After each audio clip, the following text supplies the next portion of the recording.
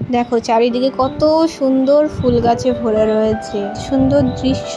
তোমরা কি এর আগে কখনো দেখেছো? হ্যালো এভরিওয়ান, আমরা আবার ফিরে আসলাম নতুন একটি ভিডিও নিয়ে। আমার ভিডিওতে তোমাদের সবাইকে স্বাগত জানাই। আজকে আমি মাঠে এসেছি। এই দেখো মাঠের পাম্প থেকে জল বেরোচ্ছে, আর আমাদের মাঠে মূলত ধান চাষই হয়। এটা আমাদের আখের জমি। কাজের চাপে মাঠে ঠিক মতো আসা হয় না, তাই আজকে সুযোগ পেয়ে আর সুযোগটা ছাড়লাম না।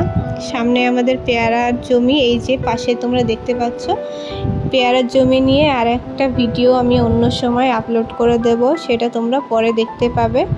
এই যে আমাদের গ্রামের পাশে যেই বিল্ডিংটা হয়েছে তোমরা একটু আগে দেখলে, এটা হলো আমাদের মেডিকেল কলেজ JMN। ইতিমধ্যেই তোমরা হয়তো সবাই জানতে পেরে গেছো।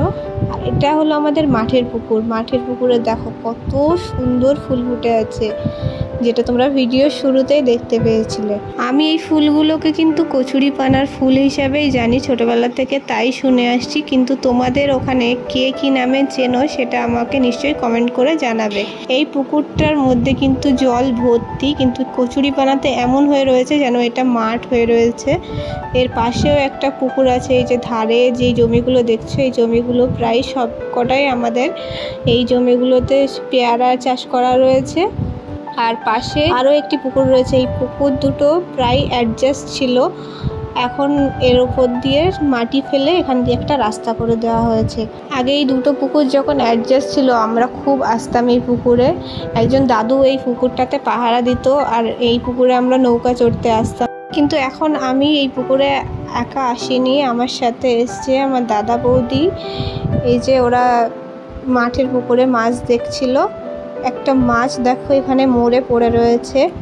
এই পুকুরটা নিয়ে কিন্তু আমাদের গ্রামে অনেক রহস্য রয়েছে, কারণ এই পুকুরটাকে ঘিরে অনেক কিছু ঘটনাও ঘটে গেছে এর আগে। এই রহস্য সম্পর্কে যদি তোমরা জানতে চাও তাহলে এই নিয়েও আমি আরও একটি ভিডিও আনবো, যেটা তোমরা পরে দেখতে পাবে। এখন আপাতত আমি বাড়ির দিকে যাব। এই যে তোমরা দেখো আমার এখান থেকে বাড়ি যেতে মনই চাইছে না, কিন্তু কি করার, বিকাল হয়ে গেছে, এখন আমাকে বাড়ি যেতে হবে। তাই বাড়ির পথে আমরা সবাই রওনা দেব।